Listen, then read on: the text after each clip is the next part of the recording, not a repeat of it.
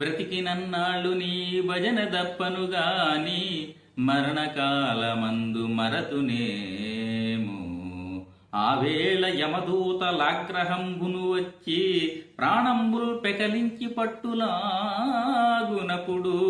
కఫవాత పైత్యముల్ గపగా బరచేత కఫము కుత్తుక నిండిన వేళ నీ నామస్మరణ కల్గునో కల్గదో నాటికిప్పుడే పలికెద నీ స్మరణ నీ నామస్మరణ.